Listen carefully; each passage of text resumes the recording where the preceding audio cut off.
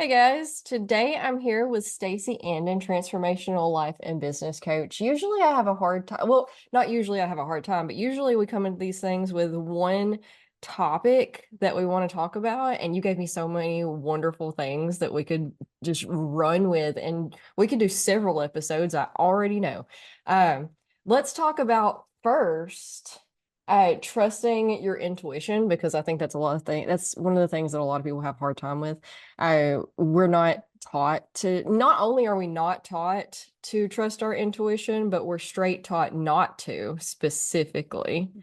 And that can leave us all feeling like really lost and like you know, we, we spend our whole life programmed to think and act and do how everyone wants us to think and act and do. And then we wake up one day and realize that life is short and we Mhm. don't have forever. And we want to live the life we want to live. We better get on it.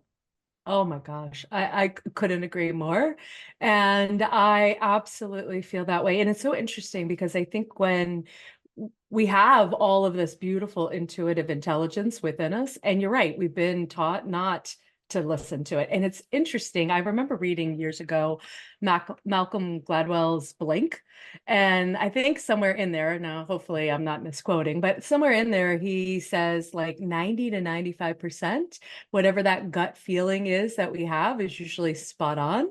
And yet we spend so much time talking ourselves out of whatever it is, right? Because you said, because we've been programmed so many other ways. And it's like, what if we I think, spend this time unbecoming, unlearning all of that so that we can actually tap into what we have that's so powerful. And there have been so many times where I have not trusted my intuition and it's gone sideways. And so I have learned not only just to listen to it, because I think a lot of us hear it, but how do we actually act on it, right? How do we actually do something that says, okay, this doesn't make any sense on paper, and I'm going to do it anyway? Yeah, the most frustrating thing for me is looking back, hindsight's 2020 and all. Mhm. My biggest issue historically was other people in my life who, because Mm. obviously I'm not on a very conformative path or something that, is the norm in any way.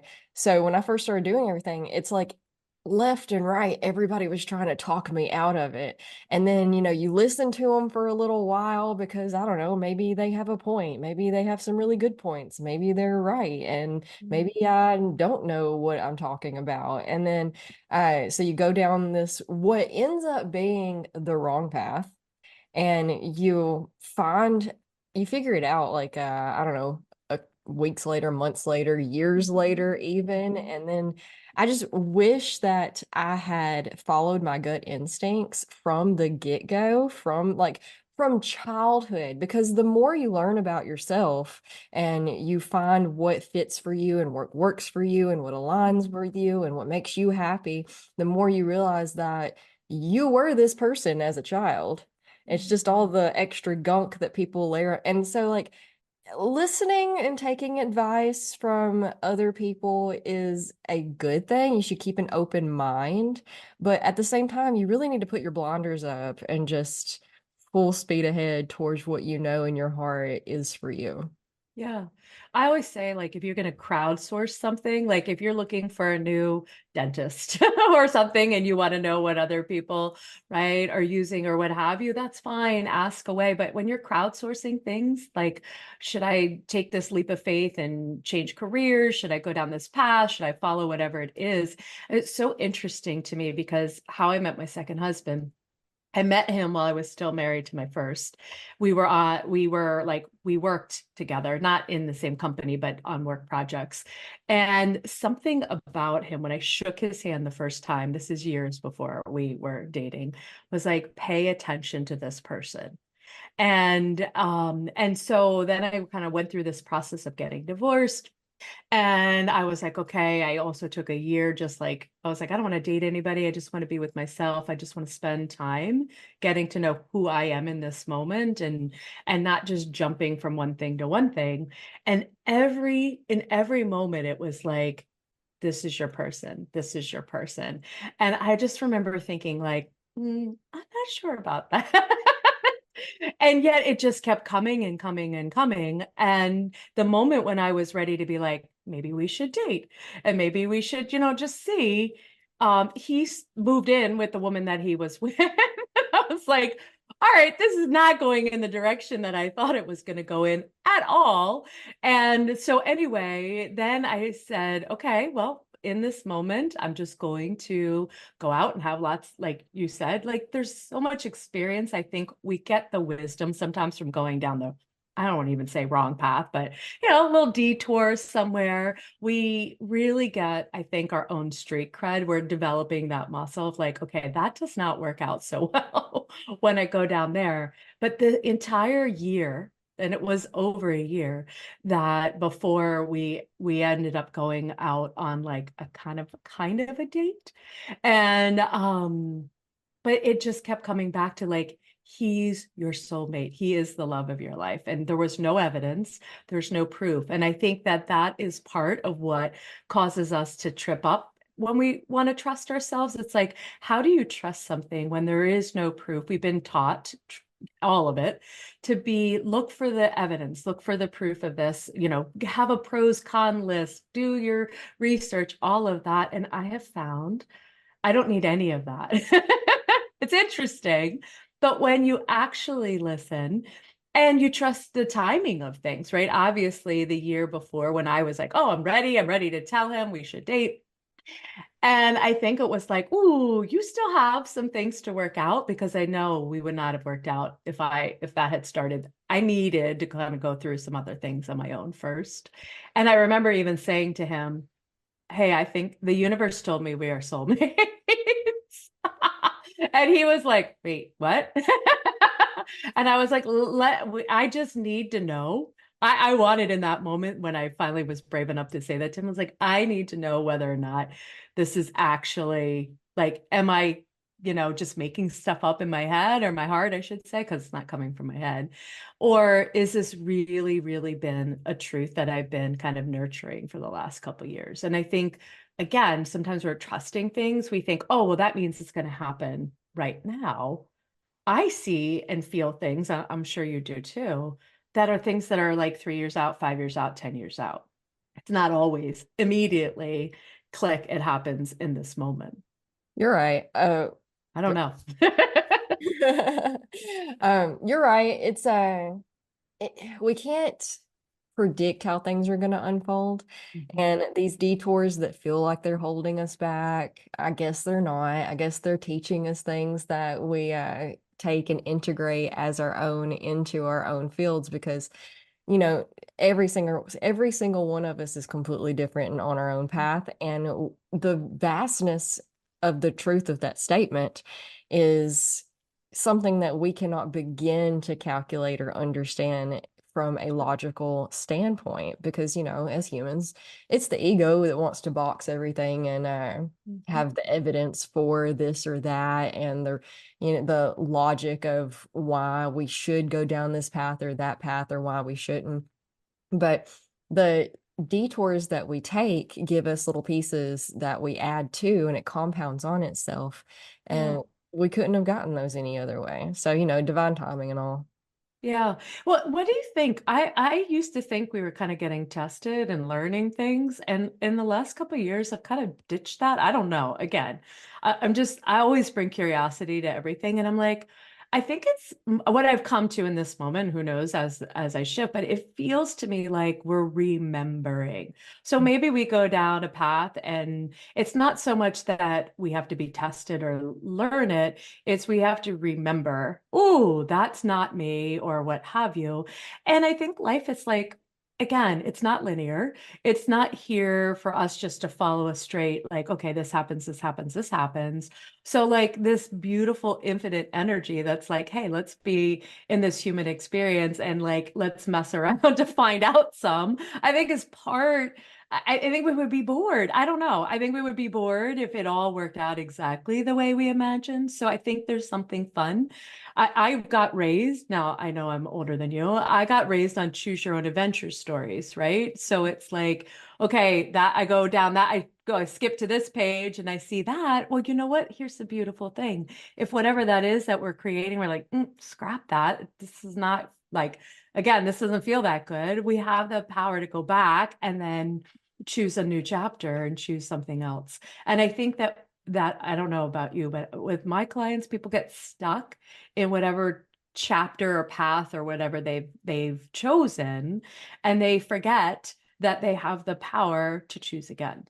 Or they're scared to choose again, usually is what I Yes. see. It's they come to me and we'll spend 2 hours, we'll spend an hour every session for 5 sessions straight with them telling me exactly how to fix their own problem, but then being like, what do I do? Like, Exactly. like I think Yes. no, Well, it's and I think, oh, sorry, I didn't mean to interrupt you. oh no, you're cool. They just don't want to start doing the thing that we know that we need to do. Starting over, it's hard. It's It scary. is. It feels like And yet, I think that the more we can bring, and especially now, it just feels like I'm like, can I begin again in almost every moment, right? And can I let go of who I was yesterday? Can I let go of whatever that? And you're swimming in an unknown that feels very, very unnerving at times. And I think, I don't know about you, but I feel like one of the things that I've done, even in my own personal journey in the last 10 years, is really work on my nervous system, right? My physicality, so that when you're swimming way more in these unknown places, that your whole body is not just like freaking out. Because I think to your point, when we're afraid, it's like everything feels constrictive and the body is like, oh, trying to self-protect rather than like, yeah, like let's take that leap. And there's never that perfect moment where I always say, if you're waiting for the moment for the clouds in the heavens or whatever to open up and say, here it is, you don't have any fear. It's like, good luck with that. Because I don't think that ever truly happens for people when they're making that shift. It's like, you just have to snuggle up to the fear and do it with it. yeah, there's never going to be a perfect time. And No. I don't believe in waiting until anything. Like, I don't believe Mm. in waiting until Monday. I don't believe in waiting till the first of the year or until Hmm. your bank account is XYZ or whatever, whatever, whatever, because Yeah. that's just a form of pushing it off and avoidance. And Yeah. Well, just, what happens is, I don't know, to me, I feel like then you're always chasing something that's not in the present moment. mhm. Because once you say, I have to wait until I have the perfect soulmate or I've lost 50, whatever, fill in whatever it is. Okay, well, that's something out in the future that then you are chasing.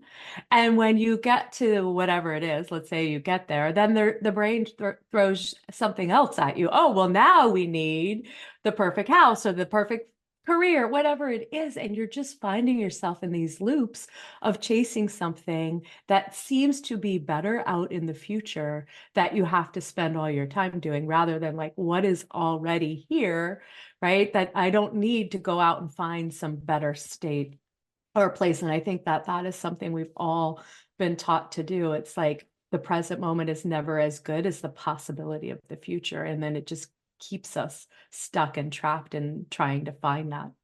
Trapped is exactly the word in that Mm. cycle. Yeah. We need to remember that we're completely different person moment to moment. And Mhm. because a lot of what keeps us stuck is our attachment to who we think we are with the things that we have. Absolutely.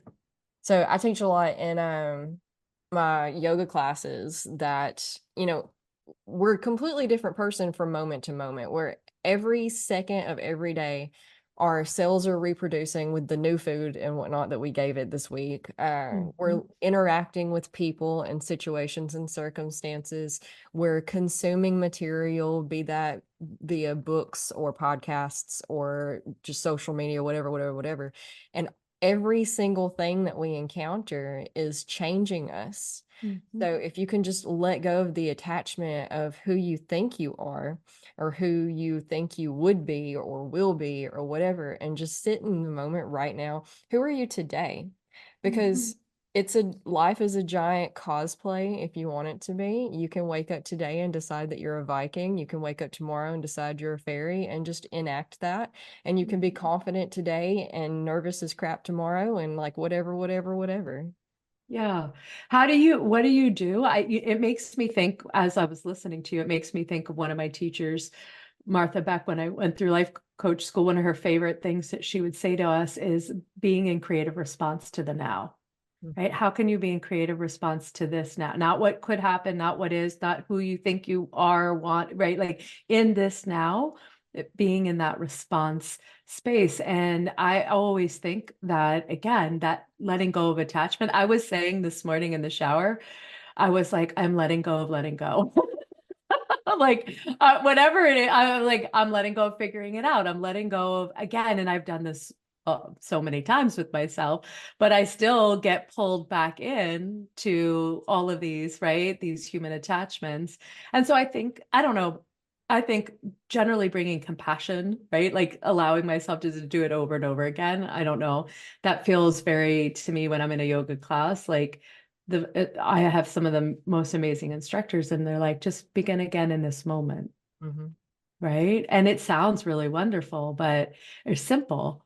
But then you're to your point, it's like, yeah, but then there's so much fighting that goes on, I think, just in our minds around like, but I always say when there's a but, pay attention because whatever that is the real reason why you have to kind of dig around that but and see what's there, that's what's holding you back from whatever it is you truly want to create. Yeah. Yeah, we don't want it to be as simple as it is. We think Yeah. things should be complicated. Yeah. Sure, we carry all of this gunk from our past with us Mhm. in every moment, and some of that's subconscious, and we can try to escape it, but it'll always be there kind of like tickling things a little bit. Mhm. But the more that we can be in the present moment, the more we can let the rest of all of that fall away, our trauma and our abuse and our, whatever we experienced that is affecting us today. Yeah. And because we spend most of our times either in the past or in the present. Uh, Mhm. Forget the statistics, but it's only like 5% do we spend in the present moment in any Wow. given day. That rings true for almost everybody I know. Hmm. It really does. And it's so interesting. I don't know about you, but I just feel like even with the latest energetic astrological weather, it's like I feel I've been getting these messages kind of like going through my own kind of transformation again the last 18 months. It's like kept getting these messages like you need to divorce your past. Like it's there, it happened to you, but you kind of retelling these stories is not serving you anymore. Like who are you now? If I always say if we have thought amnesia, we bump our head and we forget who we really are, like or forget who we are, we've created, then it's like, what do you really want to do? How do you really want to be? And how do you want to show up? And that's my easiest way for me and the people that I work with is like that thought amnesia, because if it didn't exist, who would you be in this moment? Yeah, it really is that simple, but it's also really hard to do in practice. Yeah. What, yeah. So tell me, if you don't mind me asking you a question, what do you do? What are some of your favorite practices to come back to that? Just hyper awareness, mindfulness, Yeah. meditation type practices. We got a ton of toolkits on how to check in with your senses and essentially instead of trying to silence your mind, which is more or less what we're talking about, it is, but it's not, finding that neutral position Mhm. between your thoughts, like between the thoughts. Because people who are starting out with meditation, they all hear about silencing your mind, and that's a laughable concept. The silencing of the mind is something that comes naturally later on with the Mhm. practice. But instead, you want to intentionally distract yourself, like choose your thoughts, choose what your Mm, mind is doing, not just letting it run rampant. Because when it runs rampant is when all the fears come up and the what ifs and the doubts and all of that. So instead of that, you're like, okay, what's going on right now? mhm, Check in with what you feel, like how the air feels on your skin, how your body feels on the inside. Do a quick scan or a slow scan, whatever. Check in with your breathing. How's that looking? Are you breathing in your belly or your shoulders? What do you see? What are the colors? What are the textures? And essentially, you're just crowding out all of mm, those thoughts that you don't want mhm. until you can relax your nervous system Yeah. enough to be in the present moment. And Yeah. then once you're solidified in the present moment, you can check in with your heart instead of your head and be like, Mhm. okay, so in this moment, what direction do I need to put my attention towards? I Think, think you're right. Oh, sorry. there you go. I, I think that so many people, because I facilitate meditation, people are like, I can't do that. Yep. My head never stops, right? I mean, nothing ever stops. I can't do that. And I was like, you know what? I don't even know how long ago it was I first meditated and I had the same belief. I was like, I can't do this. My head goes, my thoughts da, da, da, da, da, all day long. And, I remember thinking like, well, what if you didn't have to make your thoughts like this was my first kind of like first step. What if you didn't have to make your thoughts stop? You just got to sit there and watch them Hmm. and say, oh, that's interesting, right? You're not trying to make them go away. You're not trying to do anything yet, right? Of like planting something new. You're just watching and being the observer. And it's so interesting because I think sometimes even now, and I've been meditating a long time, it's like I can still have a day like that where it's like, and I'm like, all right, I'm just going to sit here and be the observer. And I think that that is, again, culturally, we're not taught to sit and like just be patient and be in a pause and be in a moment to observe and bring stillness and curiosity. It's like we want to act, we want to keep moving. And I think there's such a rebellious act of taking a pause, taking a moment or moments to stop and just listen. I don't know. I mean, that's my favorite life hack on the planet, the pause. I agree, mine too, because the whole hustle culture of Mm. our society is just go, go, go, go, go, go. You got to be Yeah. productive, got to be moving, got to be doing. And the truth of nature is the balance between the yin and the Mhm. yang. Yeah. So, yeah, I agree completely. Focusing in on the yin is exactly how we bring balance to and Mhm. healing to the Yeah. rest of our lives. Yeah, pause before everything because we think we're too busy, but all it takes is 1 to 3 breaths. Mhm. I don't care how late you are. You're not going to be any less late if you just pause for 30 seconds, take a Mhm. few breaths, relax your face and shoulders, recalibrate, and then move. Because again, I tell my kids all the time, they'll rush to do something. And because you rushed, you made a Mhm. mess. You were rushing and you fumbled. And now we got a Yeah. huge mess. So instead of taking 3 minutes, it's now taking us 7 minutes because now we have to stop and clean it. And that's Yeah. essentially the same thing with all of life. If you rush at things, you're going to fumble more. And Yeah.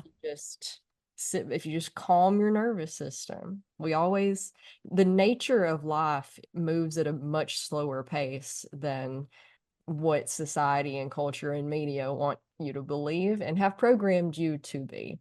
We Yes. all move a lot slower naturally because that's how we formulated our bodies. Evolved is the word I'm looking for. Back in the farms on the Mhm. plantation or whatever, whatever.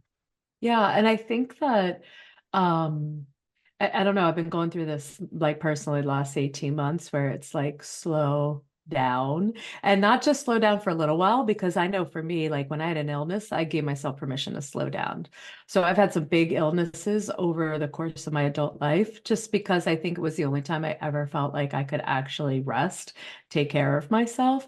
And then I realized, right, that there was this program going on inside of me that was like, oh, the only time, if you want to rest, we need to give you a serious illness so you can take time off. And I just, in being in the last 18 months of my life, and I'm right here in this kind of menopausal space too, it's like I'm recognizing that desire to be in that rhythm that you're talking about, that natural rhythm, and not go back to whatever it is that, I was an overachiever, overproduce, you name all the energies of hustle culture. I was at the front of the line going, yes, yes, yes, me. I wanted so badly to, prove myself and find my worthiness and all of that and create whatever it is I thought that, I was supposed to do.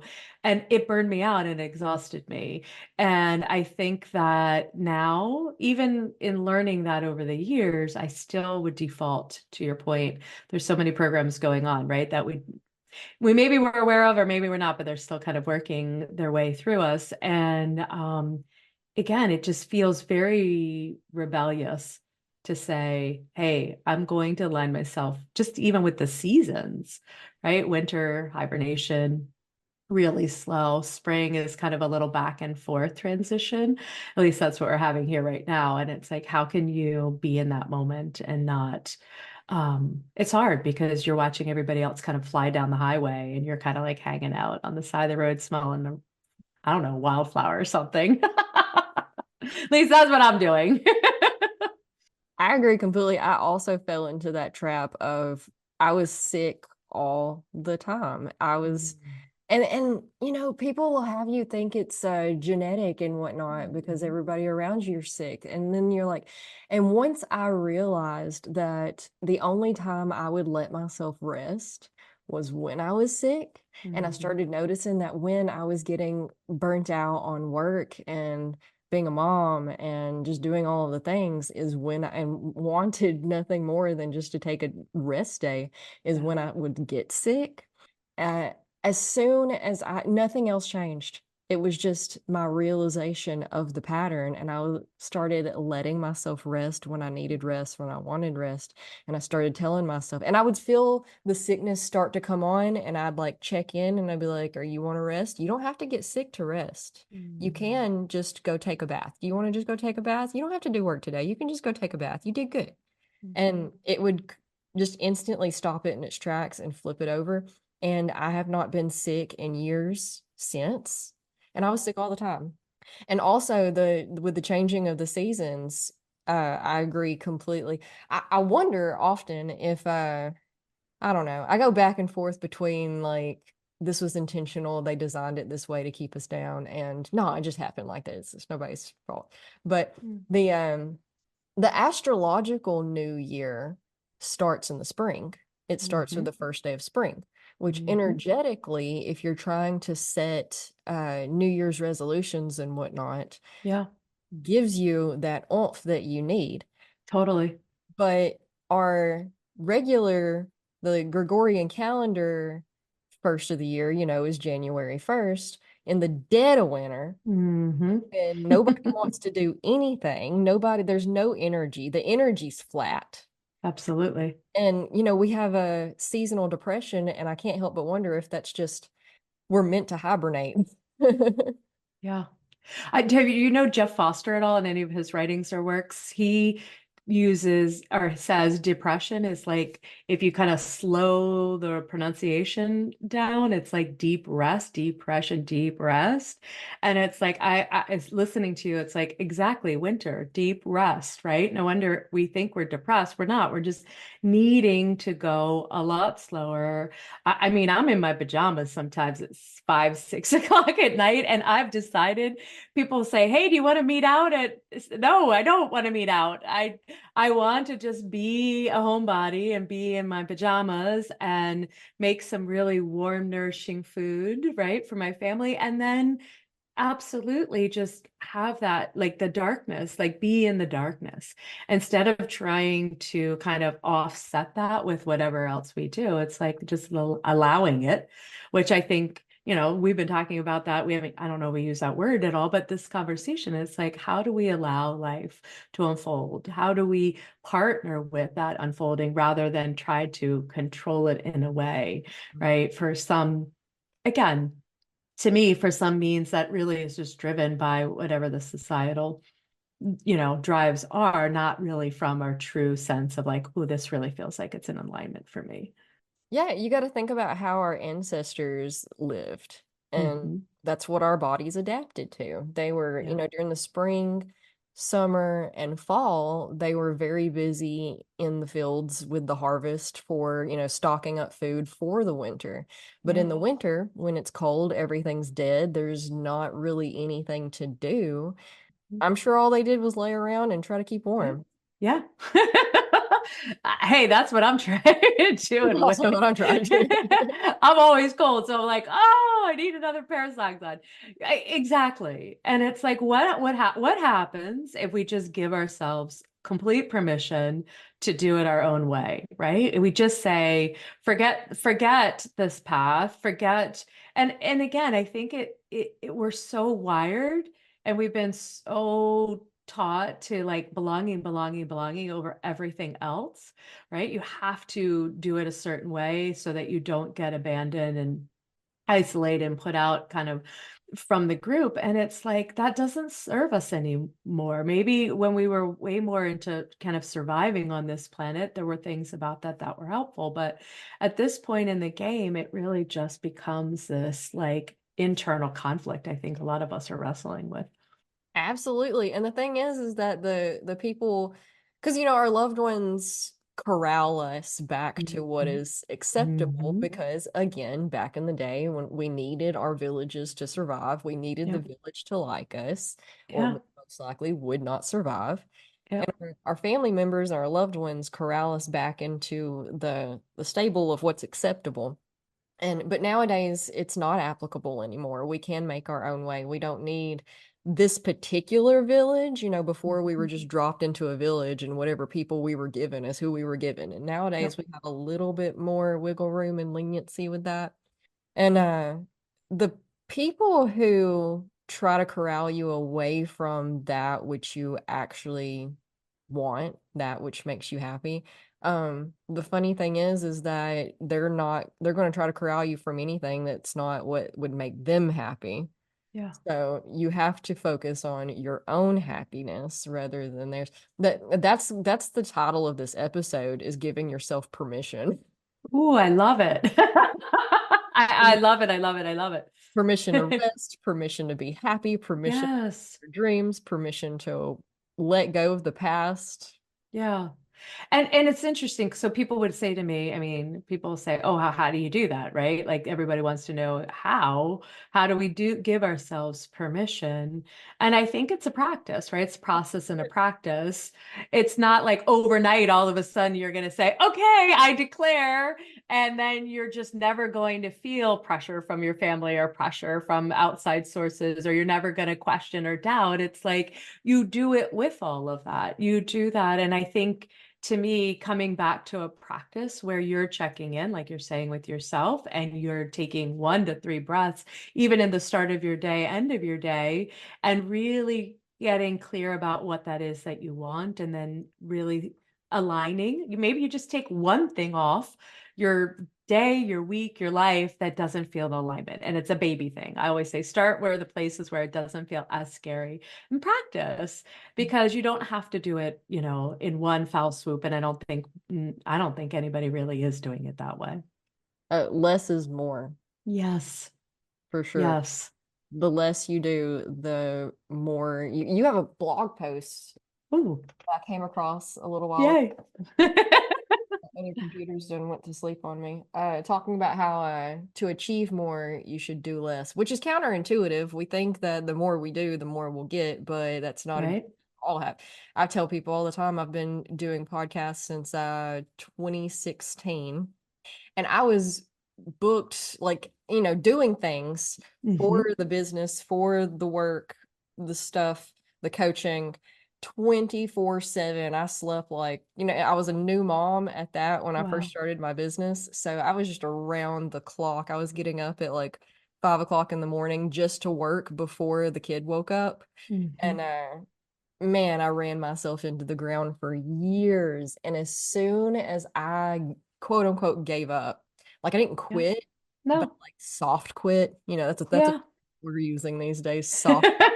Quiet quitting. Yeah. Yeah, Yep. yeah. And I just oh, and I barely poked at it with a stick and took more naps. That's exactly when things started taking off and Mhm. producing outcomes and stuff Yeah. for me. And because when you do less, your priorities are more aligned.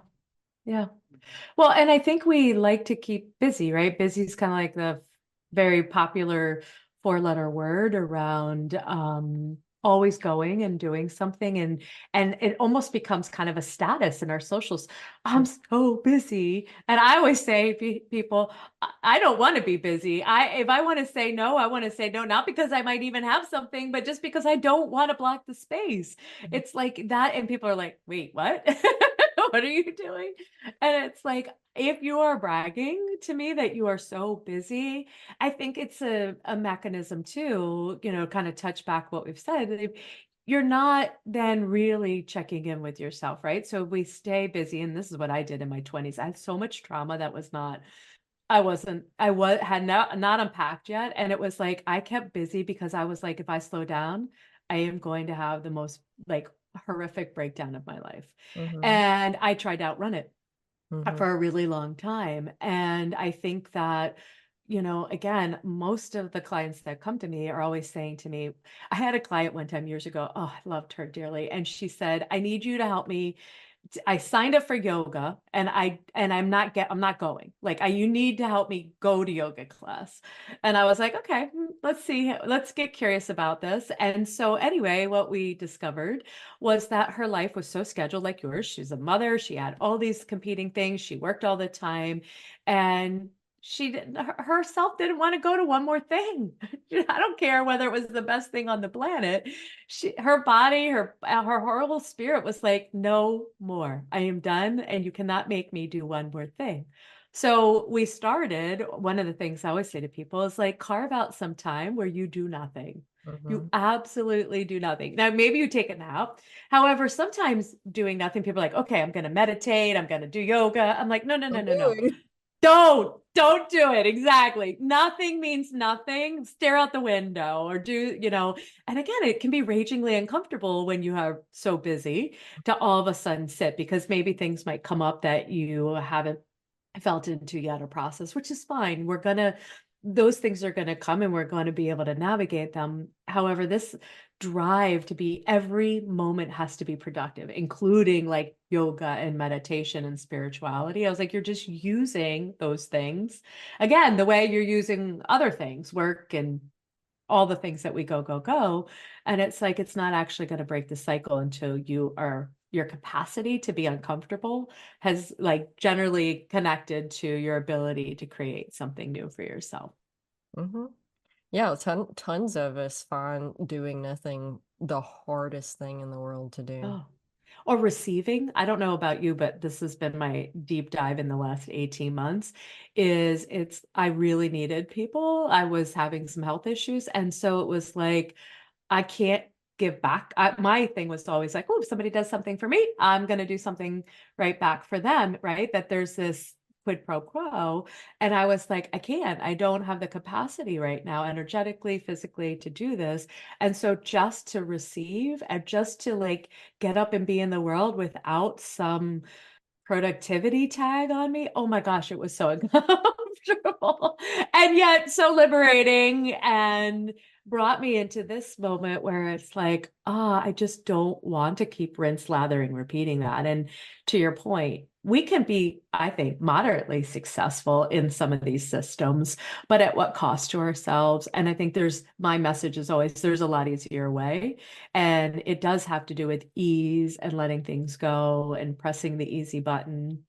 And you can actually, I've had so many people over the years create so many amazing things by doing so much less. And they're astonished Mm-hmm. because it's like, because again, here's your one lane on the highway. This is what it is. And when and I say, there's 800 million lanes on the highway. Which one do you want to be on?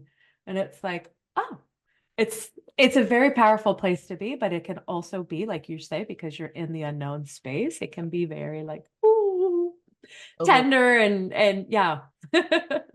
Yeah, I agree completely. Um, I had a point, but I lost it. That is my brain always these days. A word, a point, a thought, it all is very fleeting. When you do start doing nothing and you allow yourself the rest, all of these thoughts are going to pop up because they're unprocessed things that have been waiting to pop up Mhm. so that they can be cleared. So Yeah, that's one reason a lot of people can't stand to sit still is because if they sit still, their mind starts going. yeah, And we talked about meditation earlier and how you just observe them and try to find the space in between the thoughts. But also if you acknowledge the thoughts that are coming up and if you need to spend some time with them in order mhm, for them to go, mhm. then you can do that and it'll get easier and that's pretty much how you work through the things of the past Yeah, by not yeah, avoiding it, but by looking at it and being like, okay, that happened. You're a part of me. mhm, It doesn't mean you have to define my decisions now mhm. so that when you are subject or when you do come up to these things and these decisions for this path or that path, what lane do I want to be on, and you feel pulled towards one path but then fear of safety draws you towards the other path, you can sit there and be like, okay, why? And yeah, get curious about it, analyze it, ask Yeah. it what it's trying to protect you from and Mm, what that stems from.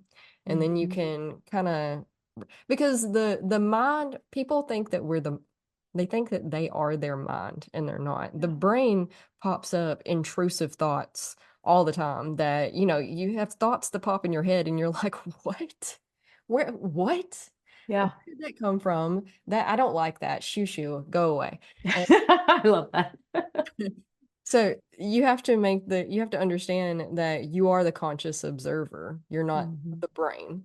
The brain is a tool it's been programmed, it's there to keep you safe, and that's why it's going to try to pull you away from what you want, Mhm. to keep you on, even if the path that you are on is unbelievably unhealthy, toxic, terrible, and miserable.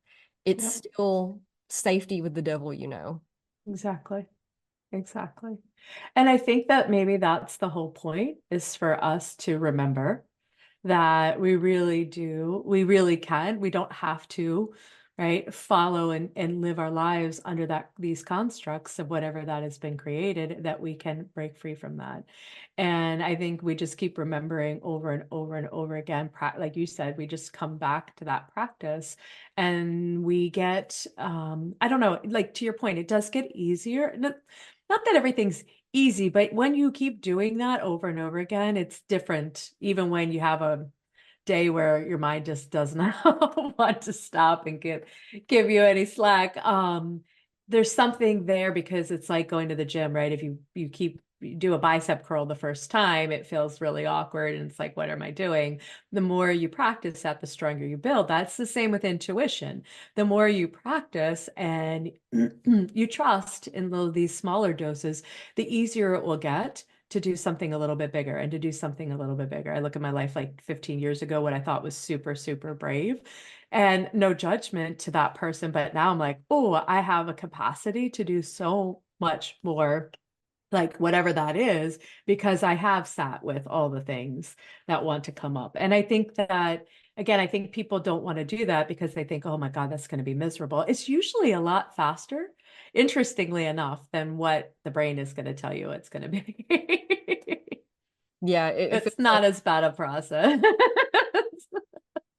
we feel like if we open that can of worms to begin with, then we're going Mhm. to have a complete and utter breakdown and we're not going to be okay ever again. And I mean, you may, it may pretty well be like that for about an hour or Mhm. two, Mhm. but then it's going to start slacking up and lessening the overwhelm and the sheer power of it all. There's nothing, I think I have a thought now that there's no feeling or thought I am unwilling to feel or think, right? Or to make space for. Mhm. And that helps me navigate because you're right. Sometimes we are going to have I mean, I've had very messy meltdowns in my life over the years. And not that I want to go back through that. However, it has everything that has happened to me and all the things that I've gone through have brought me to this moment in a way that, again, is kind of uniquely whatever my path is here. And I don't even regret. People are like, "Oh, do you wish you did?" Well, sure. Yeah. Would my life be different if I didn't, stay in an abusive marriage as long as I did, or, whatever it was? Sure. And yet I've just kind of let even that go, that like, oh, I could have done it different or whatever. It's like, hey, this is how I did it and this is what it is. And whatever it is, it's like I was listening to you talk a few minutes ago about like all the thoughts come up. It reminds me of like if you haven't done the laundry in like a couple of weeks, right? And you have the laundry pile just keeps piling up. Yeah, you're gonna probably have to do a couple loads of whatever those thoughts are. But over time, if you commit to a practice of this, then it's like, oh, you're putting the load on like, I don't know, whatever the speed thing is that I like to do. It's like 25 minutes. And you're not spending 3 weeks catching up on the laundry. So yes, it could kind of create a little bit of an influx at first. And yet, generally speaking, then once you get into that practice and you are willing to go there with yourself, you're not going to accumulate 3 weeks worth, generally speaking, and it won't feel as overwhelming. And I think that, again, doing it with people you love, having support, having people around you that really can guide you as well too. We can do it by ourselves, but I always say, why? Why not have somebody that you really trust? They can't do the work for you, but they can be a really beautiful support for you as you do. Absolutely. I love your laundry analogy because it's so Mm. true. I'm Right? always telling for children, like cleaning their rooms and Mhm. doing their laundry because I wash their clothes, but I make them put their clothes up and I make Mhm. them make sure their dirty clothes gets to me. Mhm. But I'm always telling them, like, if we just keep it up a little a day, if we Yep. just do a little bit a day, you come in here and you just pick up all your clothes from the floor and put them in the hamper Mm. and, straighten up a couple of more things. That takes 5 minutes Yeah. rather than us having to spend 2 to 3 hours one day Yeah. cleaning everything because nothing's been touched for a while. Exactly. It's like your 1 to 3 breath. It's like give yourself those gifts all day of like taking the pause, and you're going to find yourself. You're not going to be like, oh, this is. And sometimes again, we don't know. Like life just throws a curveball at us, and it's like, how are we going to be in it? And even the last 18 months being in a kind of my own curveball, I have used everything that I have gone through in the last, I don't know, 15, 20 years. And it's not that it was always easy, but it wasn't. I've been moving through, like, I always also think of like a river, right? Like, we can get really stuck or we want to hold on to that branch because the water's moving really rough and we're afraid to let go. And it's like, if you just allow yourself to be in the flow, whatever it is, and trust that, again, we can create our own safety. We can create whatever it is we need for ourselves, kind of coming back in that inner trust. Then it's like, okay, I can let go of this branch. I don't have to hold on, grip my life so tightly. And that to me has been something I've been practicing all my life. Yeah, you get more comfortable in the water because Yeah. at first you're like, oh, people drown here. I'm not, Yes. and then you're fighting, and then panic. I couldn't swim until I was 13. So I, Interesting. I Oh, so you really, yeah, you had that get fear, I'm sure, right? get it. Yeah, I don't, Yeah. me and water got some issues, but, Mm. but it all the time now. And Yeah. when we first started going, I was a complete and nervous wreck, complete tense of my entire body the whole time. Why am I here? Oh, it's because everybody I love wants to be here. Okay. And but you get more comfortable with it as it goes, and you're like, okay, okay. And then you start to realize that just like when you're learning to swim, the more you tense up and like fight it and panic, the Yeah. more likely you are to drown. But if you just, the more you relax, and Mhm. steering your kayak around rough waters is the same way. The more you relax and just let your Mhm. body flow with it and move with it, the more control you actually have. There's Uh, control in the non-control. That's weird. Yeah. Well, that's it. It's a paradox, right? That's one of my other favorite things. It's like we have control, we don't have control. How do you find the place where those two things that seemingly incongruent can be held together and be true at the same time? And I think that's the deep end of living a life like that isn't just rinse, lather, repeat what the world has taught us. It's like, are we actually willing to give up control and also realize we're very, very powerful at the same time? Yeah, we can shoulda, coulda, woulda ourselves to death also. Totally. That Totally.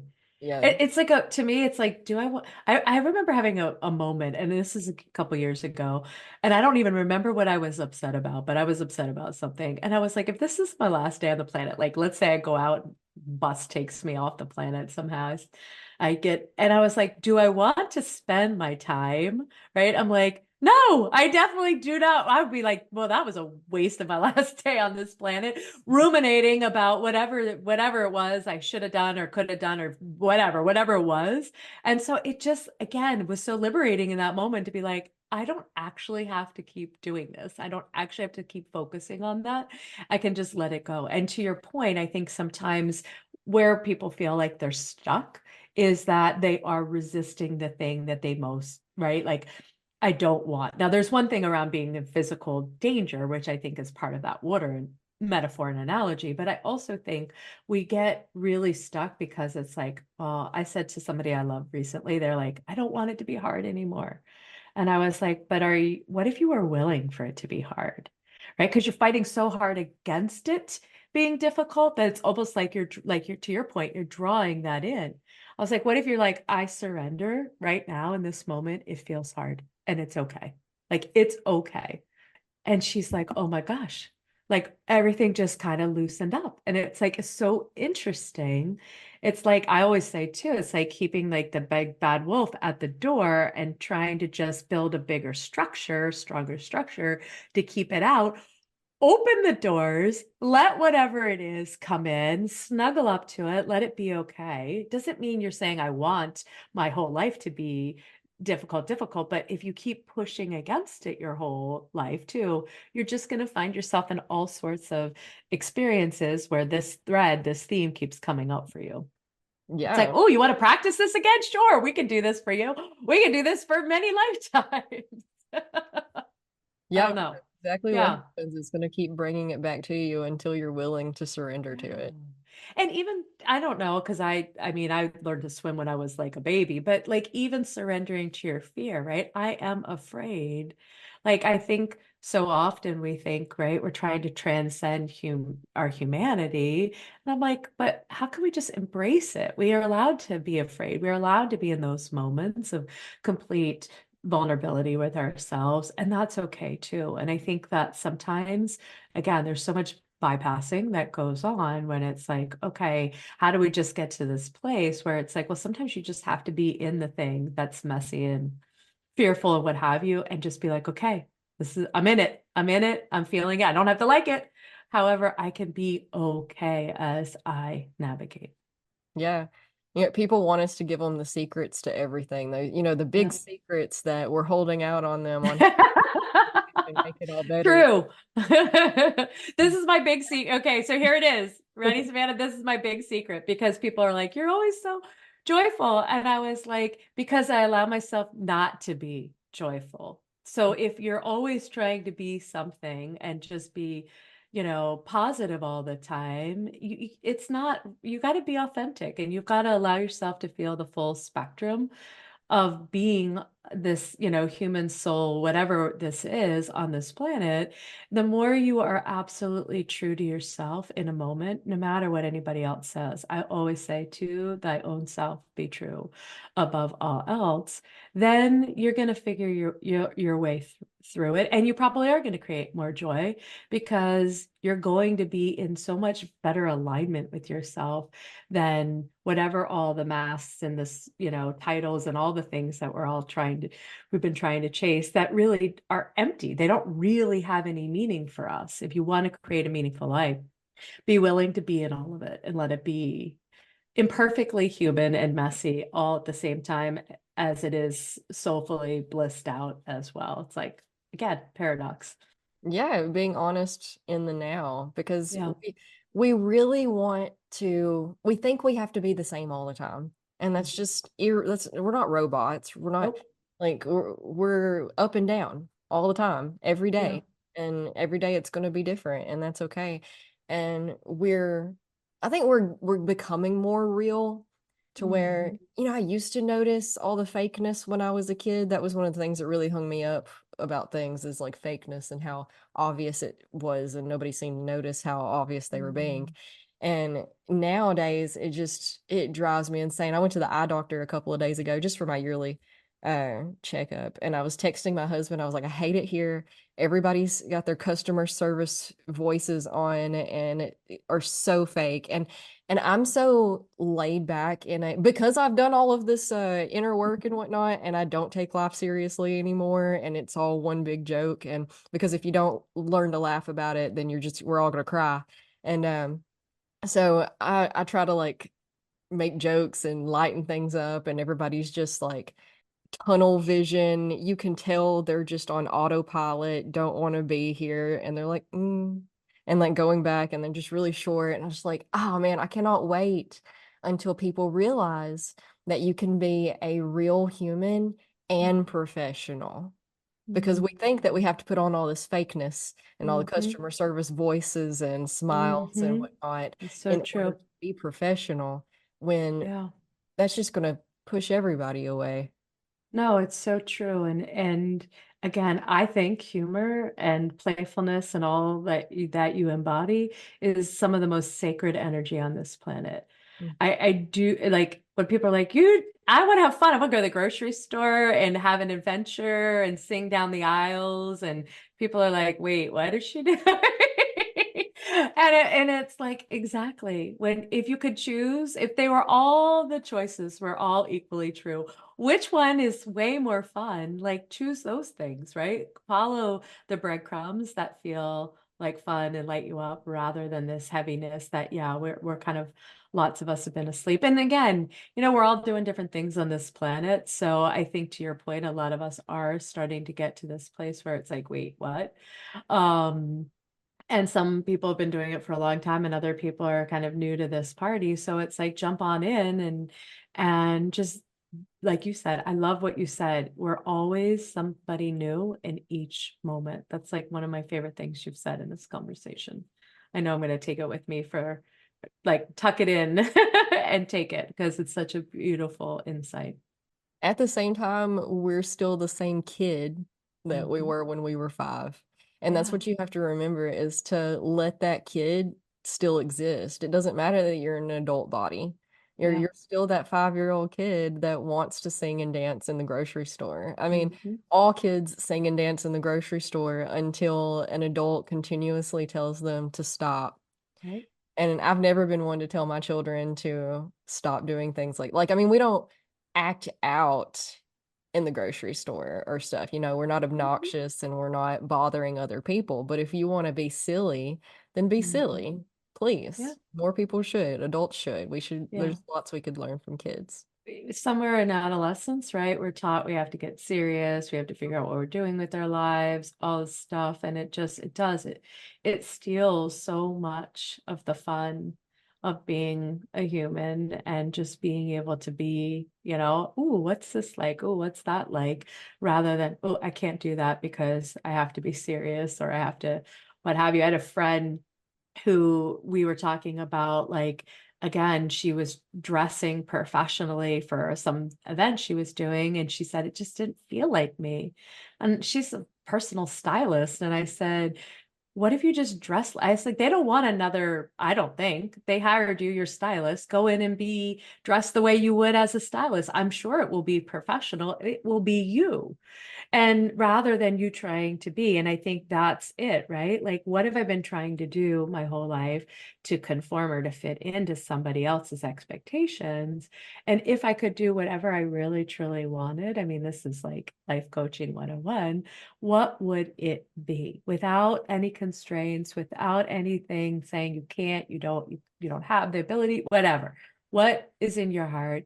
Let that put that out there and let that be kind of a guidepost for living. And it'll change, like you said, it'll change, it might morph, but it will be some place to start that comes from within, and that trusting of what really is inside you that wants to come out and play this lifetime. Yep, I completely agree. I could go on and go on and go. Me too. I know. I know. Whenever I meet somebody who are gonna have juicy conversations, like, wow, we could talk for a couple hours. We'll just have to do another episode at a later date if you like. Totally. I'm in. Awesome. Well, tell everybody how they can find you. So, sorry. If you're looking for me, I have a free Facebook group. It's private. It's called Everyday Enchantment. And I also have my own podcast. So we'll have to talk, Savannah, about that too. It's also called Everyday Enchantment because, again, I believe the magic is in the everyday life. It's not something we have to go and find and wait for. You can create it right now in exactly how you are in the life that you have. So if you're interested in working with me or finding out just more about me, you can always visit my website, which is stacyandon.com. Perfect. Awesome. Thank you. I agree so much. It is Mm, the everyday itty bitty teeny tiny things. right? It's The not, magic's all around us. we think it's the grand gestures, the big events, and yeah, those are impactful, but happiness is created in the itty bitty teeny tiny moments in between, in Totally. the day. And if you slow down, you're going to find all of that. And it's going to light up your life like you've never even realized. You're going to go, wow, here it all is around me in such beautiful ways. So thank you so much for inviting me on, Savannah. It's been a pleasure. Absolutely. Thank you so much for being here.